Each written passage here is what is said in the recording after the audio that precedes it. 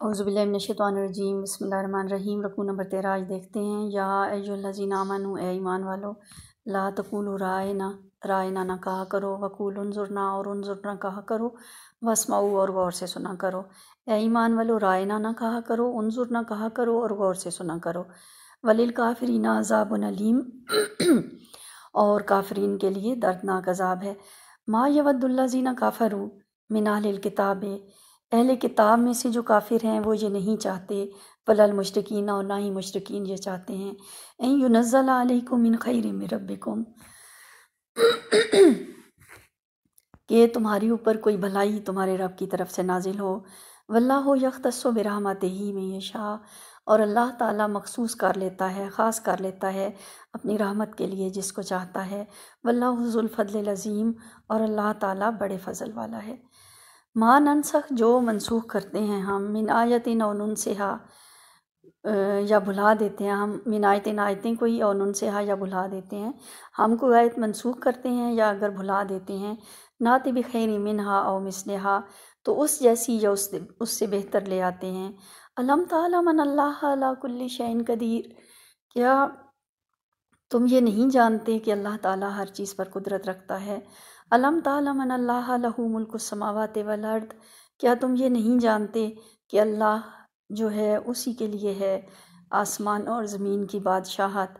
وما لکم، اور نہیں ہے تمہارے لیے، من دون اللہ، اللہ کے سوا، من ولی ولا نصیر، کوئی بھی ولی یعنی کہ دوست اور کوئی بھی مددگار۔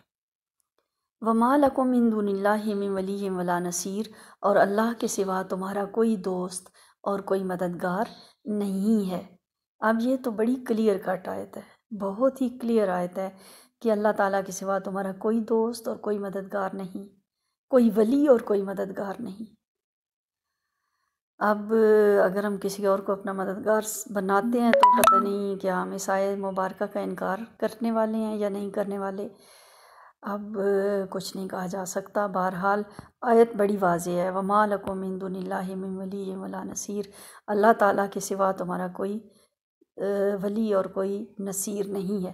ہم تریدون، کیا تم یہ چاہتے ہو، ان تسألوا رسولکم، کہ تم اپنے رسول صلی اللہ علیہ وسلم سے سوال کرو، کما سئل موسیٰ من قبل، جیسا کہ سوال موسیٰ علیہ السلام سے کیے گئے تھے اس سے پہلے، یعنی جیسا سوال موسیٰ علیہ السلام سے کیا گیا تھا اس سے پہلے، کیا تم چاہتے ہو کہ رسول اللہ صلی اللہ علیہ وسلم سے ایسا سوال کرو۔ وَمَن يَتَبَدَّلِ الْكُفْرَ بِالْإِيمَانِ، اور جس نے ایمان کو کفر سے بدل لیا، فَقَدْ ضَلَّ سَوَاءَ السَّبِيلِ، تو وہ گمراہ ہو گیا، سیدھی راستے سے بھٹک گیا۔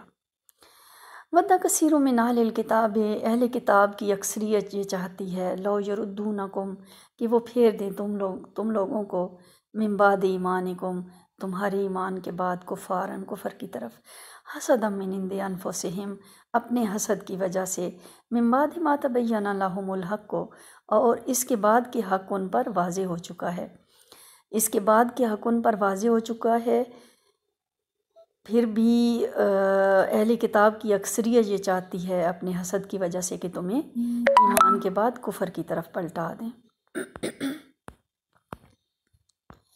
فاعفوا واصفحوا، معاف کرو اور درگزر کر دو، حتی یاتی اللہ بامرہ، یہاں تک کہ اللہ تعالیٰ اپنا حکم لے آئے، اللہ تعالیٰ اپنا حکم لے آئے۔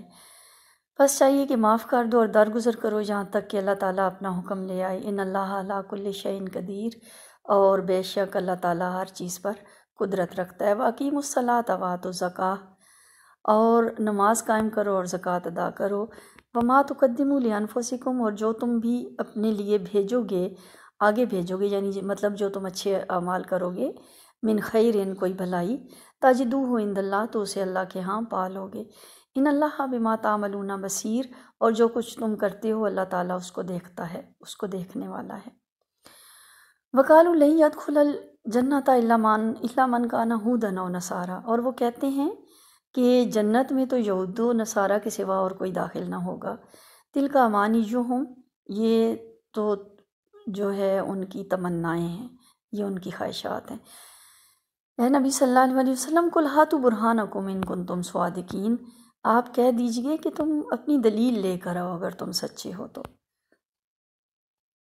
بلا من اسلم وجہہ، بلکہ حقیقت یہ ہے کہ جو اپنا آپ سپرد کر دے للہ، اللہ کے حوالے کر دے، للہ اللہ کے، بلا حقیقت یہ ہے، حالانکہ بلکہ بات اصل یہ ہے، من اسلم وجہہ للہ، جو سپرد کر دے اپنا منہ اللہ کے لیے، کا مطلب محاورتاً با محاورہ ٹرانسلیشن میں ہم یہ کریں گے کہ جو اپنی ہستی اللہ کے حوالے کر دے، ٹھیک ہے، اللہ کی اطاعت میں دے دے، جو اپنی ہستی اللہ کی اطاعت میں دے دے، وہ محسن، اور وہ محسن بھی ہو۔ احسان کا لفظ اردو میں احسان اور محسن اور معنوں میں ہوتا ہے، عربی میں تھوڑا سا مختلف معنی ہوتے ہیں احسان کے یا محسن کے۔ محسن مطلب جو نیکی کو کمال درجہ اچھے طریقے سے پرفارم کرتا ہے، ٹھیک ہے، وہ محسن، اور وہ بڑی اچھی طرح سے نیکی بھی کرنے والا ہے۔ فَلَهُ أَجْرُهُ عِنْدَ رَبِّهِ، تو اس کا اجر اس کے رب کے پاس ہوگا۔ وَلَا خَوْفٌ عَلَيْهِمْ، نہ ہی وہ خوف زدہ ہوں گے، وَلَا هُمْ يَحْزَنُونَ، اور نہ ہی وہ غمگین ہوں گے۔ مطلب یہ کہ جو لوگ اپنی اس زندگی میں اپنے آپ کو، اپنی ہستی کو اللہ کی اطاعت میں دے دیتے ہیں اور وہ نیکی کرنے والے بھی ہیں، تو ان کا اجر ان کے رب کے پاس ہوگا اور ان پر کوئی خوف نہیں ہوگا۔ اب سزا کا، دوزخ میں ڈالے جانے کا خوف قیامت والے دن ان پہ نہیں ہوگا، اور وہ غمگین نہیں ہوں گے۔ یحزنون، حزن اصل میں کہتے ہیں، حزن اصل میں کہتے ہیں ایسا ملال کہ جو کاش یہ نہ کیا ہوتا تو یہ کیا ہوتا، یہ جو ملال ہوتا ہے نا، یہ نہیں ہوگا اس دن۔ جو کچھ انہوں نے کیا تھا وہ رب کے ہاں مقبول پائیں گے اور جنت دیکھ کر خوش ہو جائیں گے انشاءاللہ۔ وما علینا الا البلاغ۔